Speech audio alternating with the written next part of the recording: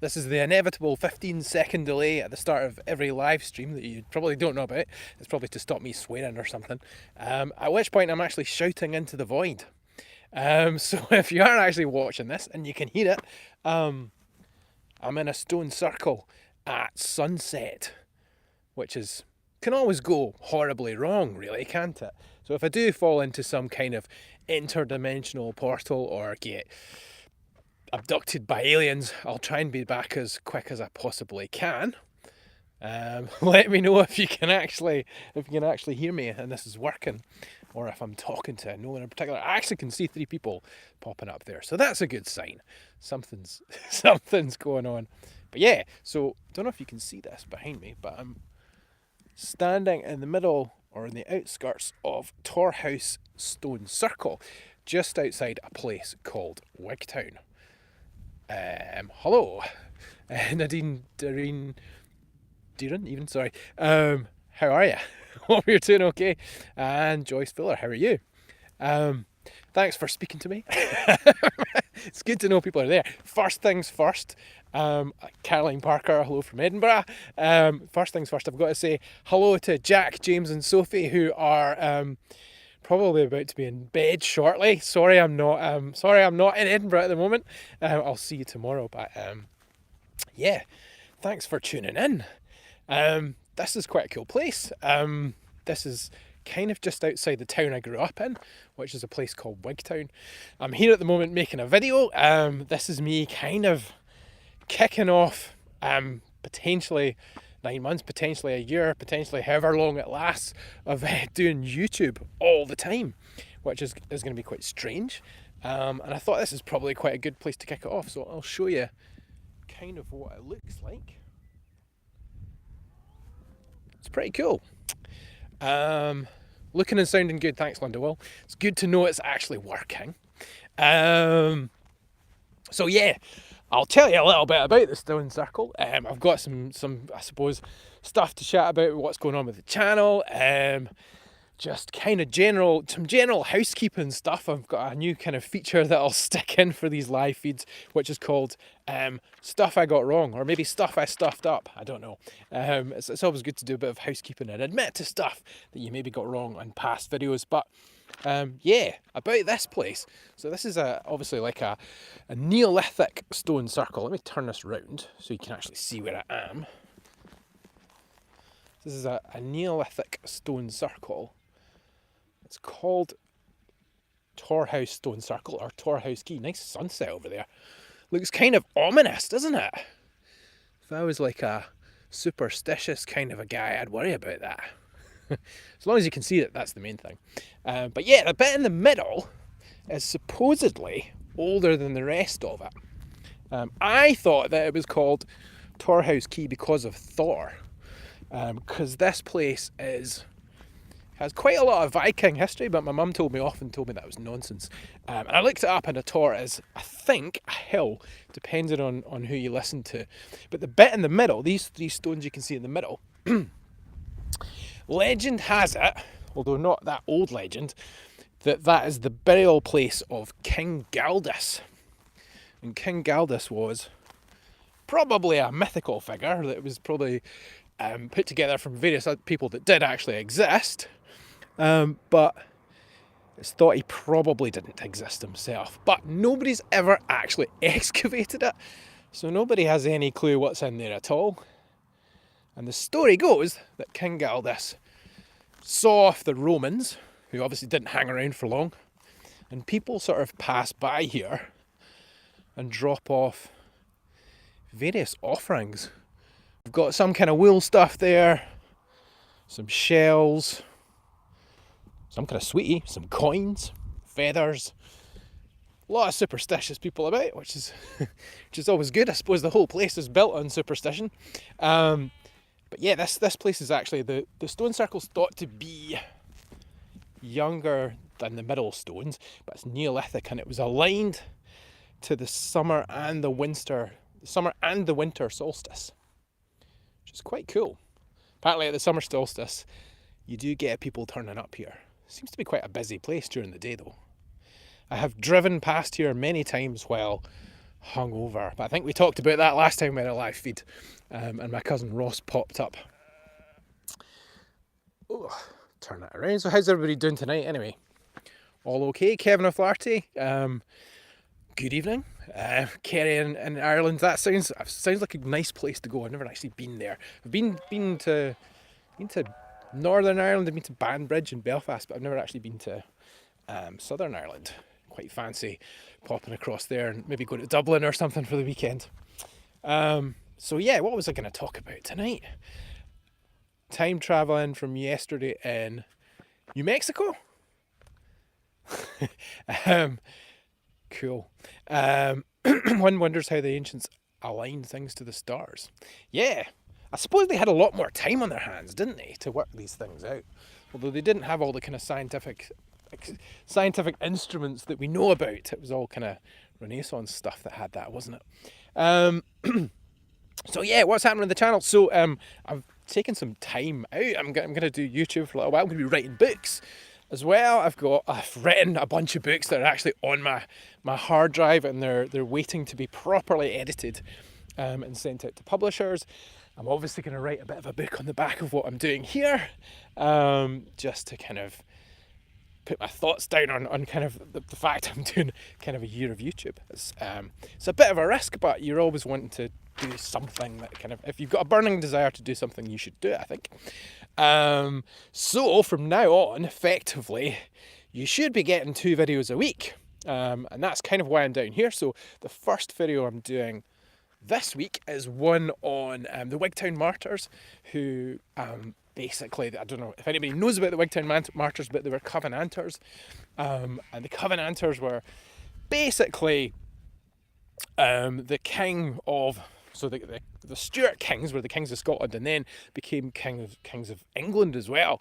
And there was a lot of kind of religious strife. They were obviously Church of Scotland, then they became Church of England.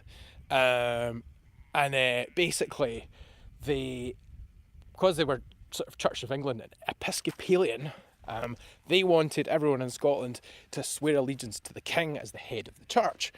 And the Covenanters were Presbyterians who didn't like that idea very much, and basically signed a covenant and kind of suffered for it. And part of the story is the story that I'm going to tell tomorrow from Wigtown. But the video itself will actually come out on Thursday, because obviously video editing takes a little bit of time, because I'm not quite as used to it as my brother, for instance, who can probably rattle through a video edit quite quickly. Although I suppose the better you get at it, the better you want to be at it, so it takes time. So I'm going to do that tomorrow, and then I'm going to go back up the road, see my wife and kids, and spend the next day editing, and then I'm going off to make another video about William Wallace, who you might have heard of. Few kind of things about him, just the kind of general history of what he did and when he did it, why he didn't wear a kilt and why his face wasn't actually painted blue, that kind of thing. I did actually get a bit of flack for that, because a friend of mine said, don't destroy my illusions. I think he was thinking about Braveheart and things like that, which is fair enough. He also told me a story about what have we got here? Filthy Cat 1, TWR, Tor, Welsh, Heap or Pile. Yes, I think it said Bulge as well, where I kind of looked it up. You get Glastonbury Tor, don't you? Which is a hill, which is where the Glastonbury Festival happens, I think. Hello from Pennsylvania, US. Looking forward to more videos from you.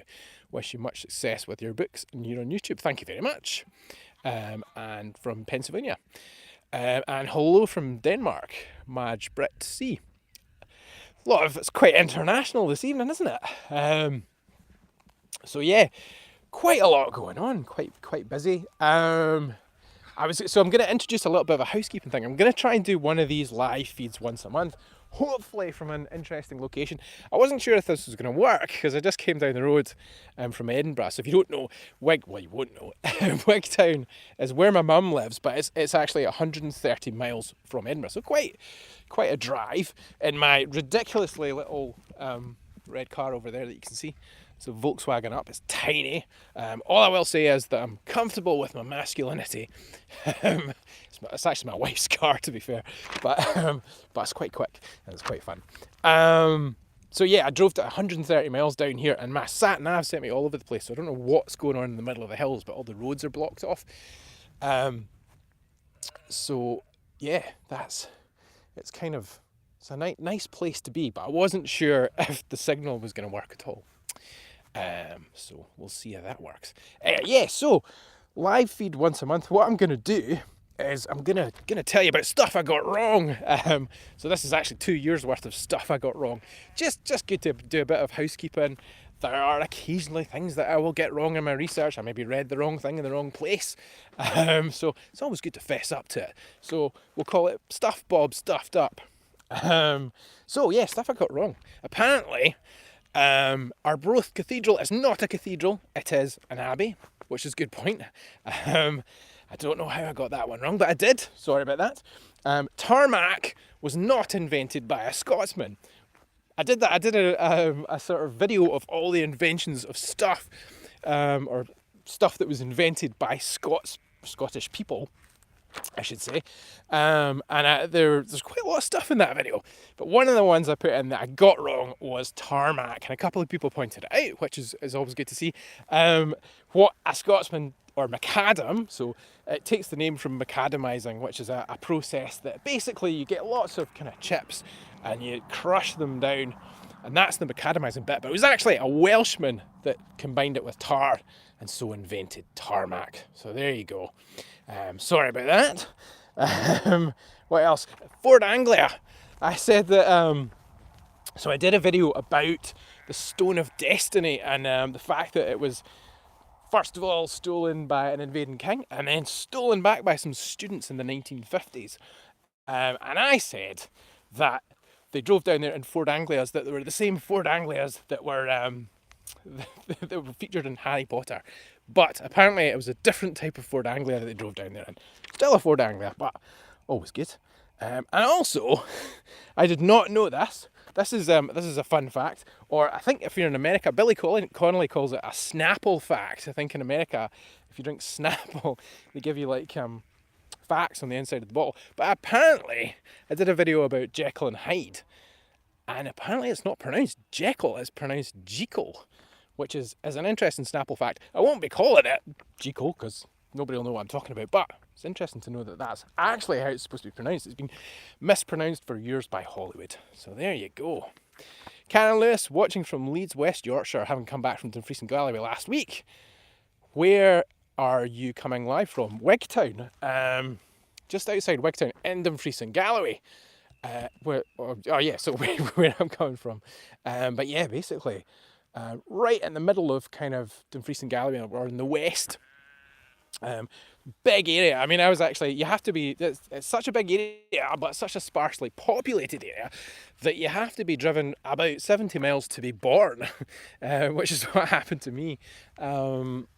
Effectively, just because the hospitals are so kind of few and far between. So to get to a proper kind of hospital, quite often you have to be flown to Glasgow if something happens to you. But if it's anything serious, you have to actually go to Dumfries, which is about 70 miles away. So yeah, it's a big area, Dumfries and Galloway. So I was born in Dumfries. I remember being in Australia and showing somebody my passport and they went, Dumfries and Galloway. But it's basically two big kind of counties that combined together years ago.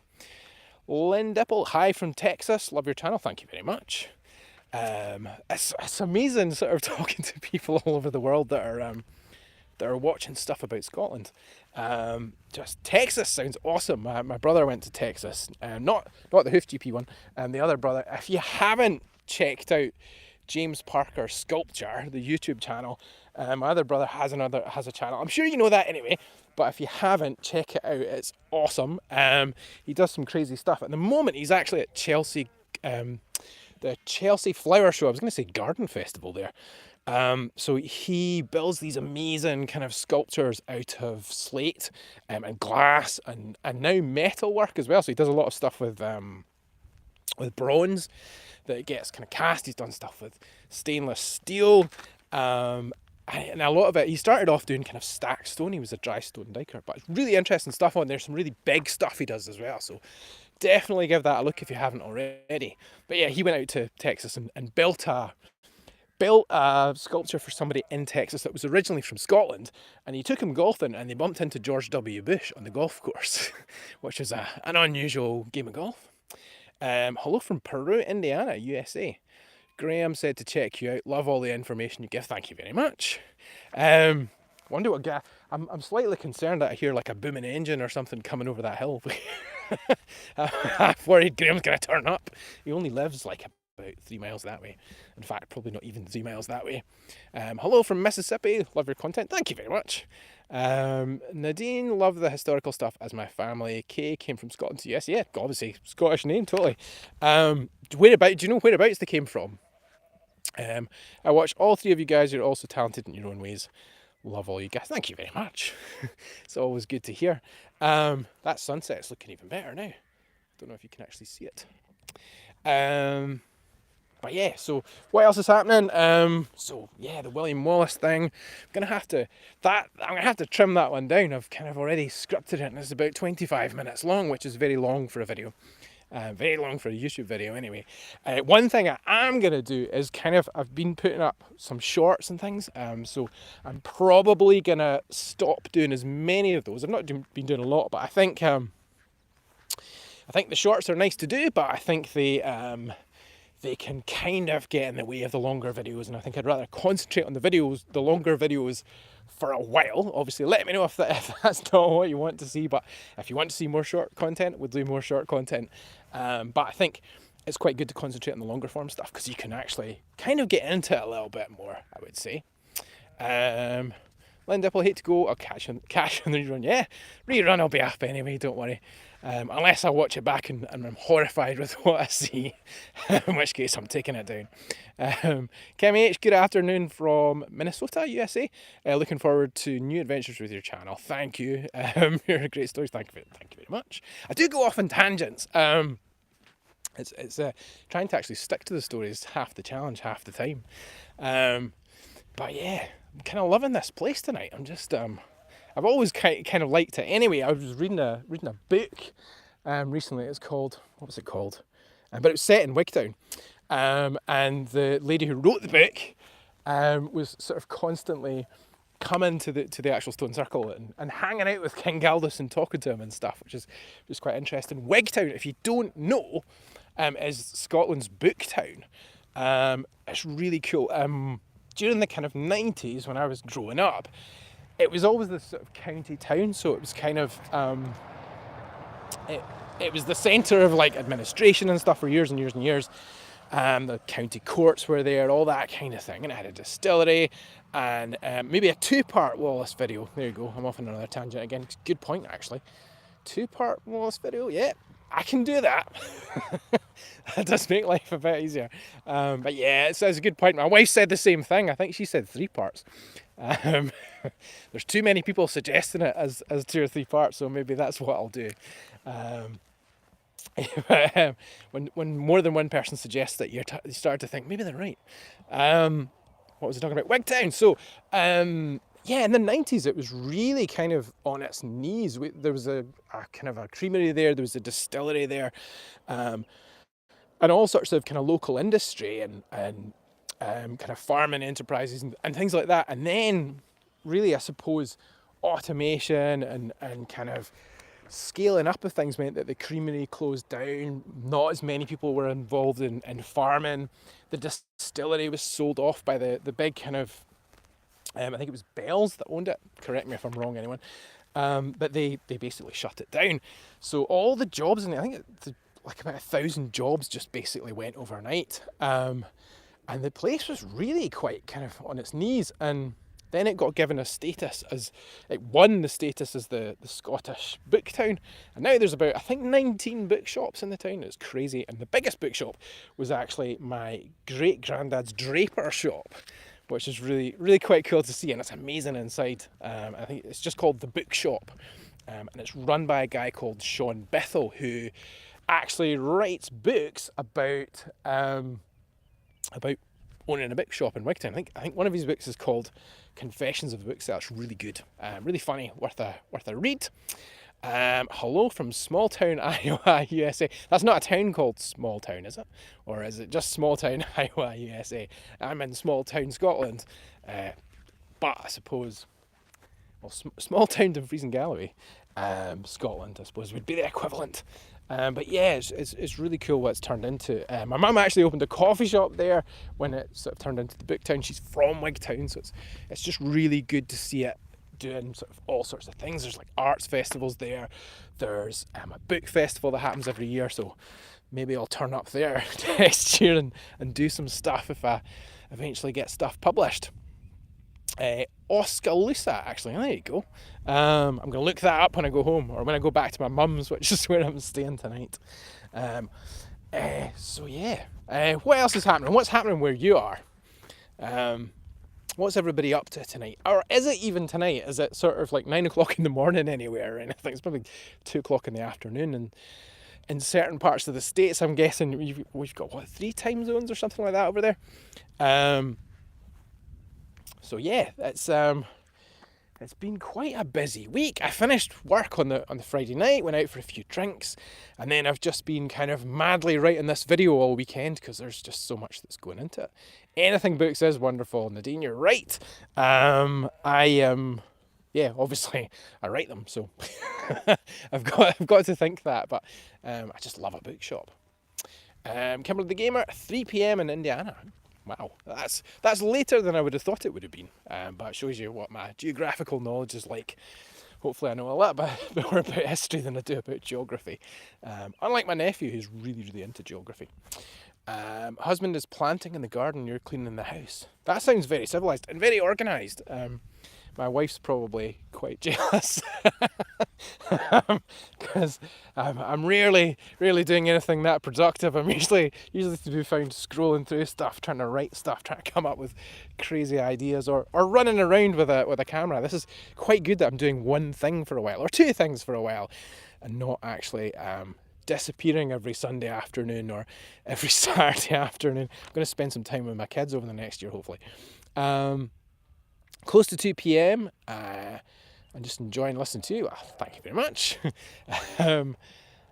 I am so there when you publish books. Can't wait. Thank you very much. Well, I'm a bard. Am I a bard? I don't know. What is a bard? A bard's like a poet, isn't it? Kind of the Bard of Avon. That was Shakespeare, wasn't it? And I suppose Robert the Burns is a bard as well, isn't he? So it's a poet, somebody that tells stories. There's a really interesting guy that I was reading about recently. He's called Blind Harry. Sounds like he should be in a Guy Ritchie movie. But Blind Harry is the guy who basically is responsible for a lot of what we think of William Wallace. So he apparently had access to somebody who was like William Wallace's kind of chronicler, but the records were taken away. But apparently he said he had access to this stuff, and he wrote down a lot of the stories. So a lot of what we think we understand about William Wallace was written by this guy called Blind Harry. And Blind Harry's job effectively was, so he was like a wandering minstrel, so he kind of wrote this stuff down, and he was basically, then he would turn up at sort of the houses of nobility and rich people, I suppose it was all the same thing in those days, and kind of perform history tales, I suppose, which sounds like a hardcore job. 6:50 a.m. New Zealand on another day as well, which is always good. Monday morning though, which isn't so good. Alice Gamble, hello from Winnipeg, Canada. What time is it in Winnipeg? Canada's another place I'd quite like to go to. Caroline Parker, you're an amazing YouTuber. Love Jamesy. I think, James, you might be slightly biased there, but I'll take it. Thank you. James is my 7-year-old. Not for much longer, soon 8-year-old. I hope you're doing well, James. Hope you're having a good night, whatever you're up to. Well, watching me. Would be great to see a collaboration video with you and your siblings. You're also talented. I've been threatened with hoof trimming by my mother tomorrow. I don't know. I might turn up in a hoof trimming video this week. I'm not sure. Not sure what my brother's up to.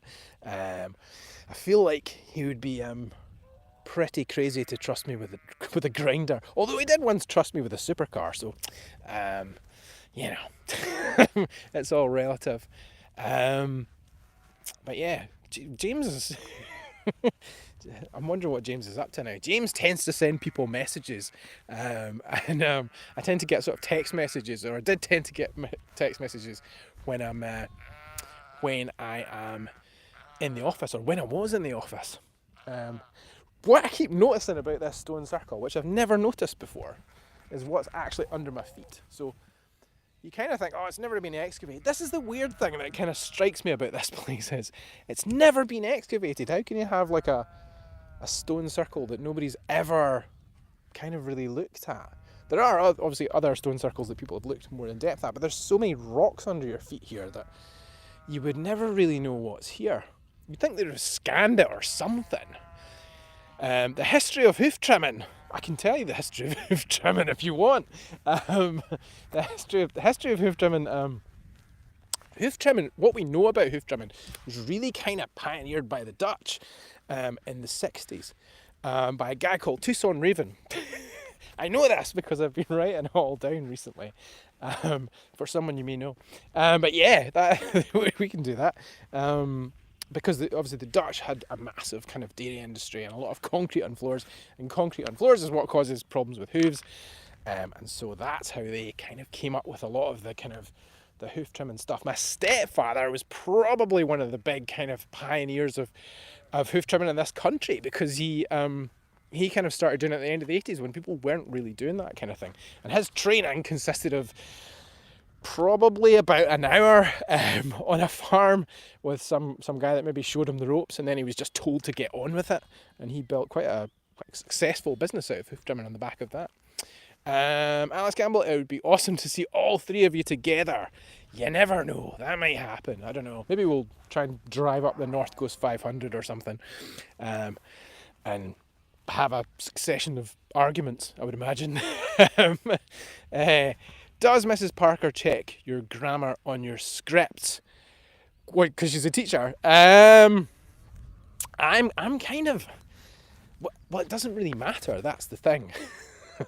I probably get grammar wrong all the time, but if I do, then it's just stuff that happens in common speech. Are you about to hit me with like lots of grammatical errors that I've made? It's very possible. Mrs. Parker doesn't check my grammar. No, she's because I've been writing things for so long, and also I basically just use Microsoft Word to check my grammar if I get it wrong. But if it happens in common speech, I'll just leave it anyway. That would be awesome. Kimberly the Gamer, it would be awesome, 3 of you in one video. Woofed, might have to happen, who knows. Gwendolyn Foot, does it ever snow in Scotland? It does. I could Google, but I'd just as soon ask you. Yes, it does. It doesn't snow much here where we are, because so when I see it snow, I get like a bit too excited, really. Simply because I didn't grow up with it, so it doesn't really snow here because we're very close to the sea. So the UK is kind of like, because it's an island, it's maybe the same kind of level, I think, as Canada, Scotland. And at certain points the same level as Norway, but because it's an island, it's surrounded by water, and for that reason it keeps the temperature up, so we never really get the extremes of climate that other places at the same kind of, I'm going to say latitude, I always get longitude and latitude mixed up, but because of that and the sea keeping the temperature up, and it means that we don't get as much snow, especially in Wigtownshire, where we are very much, I mean, we're literally on a peninsula right now. A place called the Mackers, and because of that, it never snows. So I live in Edinburgh, where it does snow. So even when it does snow twice a year, I get unrealistically excited. In fact, my kids probably are less excited about the snow than I am, having sort of grown up with it. That's probably not true. They're usually outside destroying the pristine snow within about half an hour, and they've usually got kind of snowballs that are roughly that size, I would say, or roughly kind of that size, rolled up, and they've and just patches of kind of grubby looking grass at the end of it. So it's nice to look at the snow for 5 minutes before they destroy it. Lurgy Fee, hello from Germany, love your channel. Wow, Germany. It's really relaxing for me to listening to you telling stories. Yeah, that's interesting. I didn't really, I don't know, you tend to think US, Canada, Australia, because it's kind of, you've got lots of people speak English obviously as a first language, but yeah, Germany, that's cool. I once stayed in Holland for a little while, which is about as close as I've ever been to Germany, but I'd love to go to Berlin and check it out. just because I think it looks like a really cool place to go. Gwendolyn Foot, it always seems green and wet. It kind of is generally green and wet. It's very green. I mean, you can see where I am now. It's really green. But yeah, I mean, it is like kind of lush countryside around here. If you go a little bit further north, you tend to get to kind of like orangey brown kind of hills where the grass is all kind of burnt and stuff. But yeah, here it's very green, very beautiful. Every time I come here, I kind of remember how beautiful it is, and I kind of wonder why I live in Edinburgh. But then I remember that I live in Edinburgh because my wife lives in Edinburgh and my kids, and there's lots of stuff going on, so it's good. Sheila N, hello from southwest Montana. Hello. Steve Rue, on the road, Scotland Unplugged abroad, or Europe Unplugged. Definitely. I'm always up for travelling abroad. At the moment, I'm desperate to go back to Italy. I went to Rome in January. My wife had a big birthday. She turned 30. No, she didn't. In January. And we went to Rome and basically saw as many of the sites as we possibly... We came back exhausted. We saw as many of the sites as we possibly could. We went to Vatican City. I sent the Hoof GP a video of a Popemobile just to wind them up. They didn't have one. Lots of Popemobiles, actually. You'd be amazed how many Popemobiles there are in Vatican City. I'd love to get into the Vatican vaults. That would be apparently where the really interesting stuff is. But yeah, kind of wandered around Vatican City, saw the Sistine Chapel, nearly got kicked out of the Sistine Chapel because I didn't realise that you're not allowed to take photos or film the ceiling. Yeah, my bad. And yeah, the Colosseum and the Pantheon and Parthenon. Pantheon. But yeah, just absolutely beautiful. So I'm desperate to go back to Italy, and maybe go back to Tuscany, maybe go a bit further south, maybe down the Amalfi Coast or something like that. Steve Ray, talk about how Scots impacted history abroad. In the US, we would be able to deduct the expenses for... You'd be able to...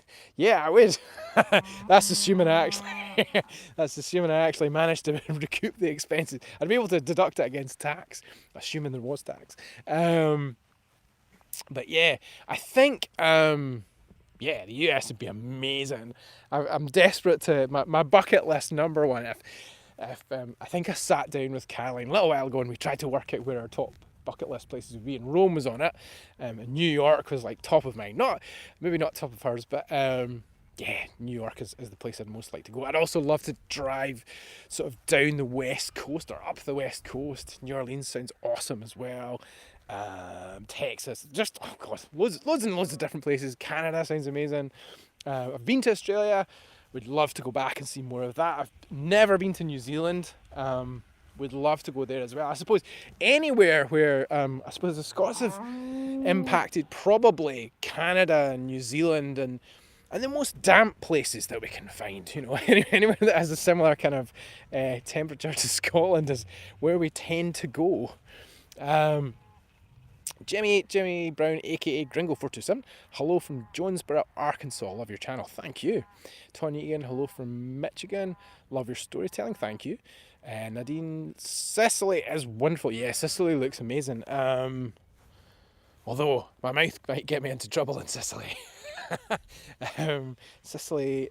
Where else is? There's another one I always quite fancy going to because it's in my favourite Bond film, which is called The Spy Who Loved Me.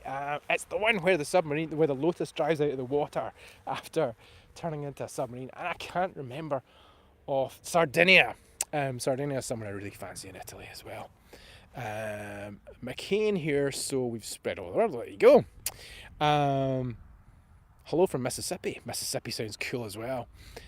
Jared Bissell, well, if you ever get to San Diego, a drink is on me. San Diego sounds cool as well. That always reminds me, whenever I say San Diego though, it always reminds me of Ron Burgundy, where he's like, he's trying to bluff his way through what the translation for San Diego actually is. I won't I won't say on YouTube what his kind of first explanation is, but if you know, you know. Must go to Dubrovnik in Croatia. Yeah, I think my brother's been there. I think he came back with some pretty cool artwork, but I might be wrong. Maybe it wasn't Dubrovnik at all. But yeah. I'm going to have to disappear soon because my mother's going to be wondering where I am. She's making me, well, she's told me I'm doing a build my own burger tonight for my dinner, which I'm slightly excited about. So yeah, I'll need to disappear when the light actually disappears, but it's always fun jumping on for these. I don't know what location I'm going to go for next time. I feel like this is kind of, I've set the bar quite high with a stone circle. Maybe I'll need to be in a castle or something next time, but then I can't work out how to do. It'd be good if I had like drone footage and stuff like that in the background of the live feed. I don't know. I almost feel like I could quite happily sit on one of these, but it would be slightly disrespectful. Assuming there is actually anybody buried under here. We don't know. Dead Cat. In America, most history is younger than 400 years. I love Scotland's ancient history and myths. Love your channel. Thank you very much. Maybe a live from Mum's coffee shop. You'd love to meet my mum. I don't know if the broadband would handle it. Wigtown's funny because I'm really surprised I actually get a signal from here. And Wigtown can be funny with the signal. I think the coffee shop can be funny with the signal. I actually I worked in my mum's coffee shop for about 3 years. I think, from about 2000. When she set up the coffee shop, I helped her kind of set it up and kind of ran it for a while. So yeah, it's a place that's very close to my heart and my stomach quite often as well, to be honest. Erica Olsen, that would be awesome. Haggy Lady, hello from Florida. Eva Carson, hello from the Great Pacific Northwest, Seattle, Washington. My sister-in-law is from Seattle, Washington as well, actually. Hello to everybody there. It's crazy. Seattle's is it a little bit like the west coast of Scotland where it's maybe quite wet a lot of the time. Obviously you have an awesome, do you still have an awesome music scene? You did. Certainly back in my day, grunge was massive. When I was growing up, so say like 1991 to 1994 or something. But yeah, Pacific Northwest sounds pretty cool as well. Anyway, I'm going to head off before the sun disappears, and I do actually get abducted by aliens. Really good to talk to everybody. If anybody has kind of any thoughts on anything you'd like to see, obviously feel free to comment on videos, and the comments are always great. I don't always have time to reply to every single one of them, but I do read every single one of them. I'll probably have a bit more time now, but I'll keep up with them for as long as I possibly can. But yeah, it's busy, and I'm really enjoying actually getting into making more videos, and there will be a lot more content coming your way over the next few weeks and months. Possibly years, you never know. Castle, where's Castle Bebenberg? I need to know now. Corey Poindexter. I'm going to go and Google that. Christopher Fraser, later. See you later. Thanks for tuning in. I'm not sure if I'm talking nonsense. Tuning in or clicking on. Love the stories and how you add both fact and legend. Thank you. I'm enjoying adding in a bit of the legend stuff. I was trying to be strictly factual in the beginning, but why not chuck in some legends? Thank you all for coming along, and thank you for spending some time and asking some questions and making this as interactive as possible. I always love doing these, and I will stick to that once a month thing from now on. But yeah, thank you. Have a good rest of weekend wherever you are, and have a good Monday if you're in New Zealand or Australia or anywhere else that's started Monday already. Cheers.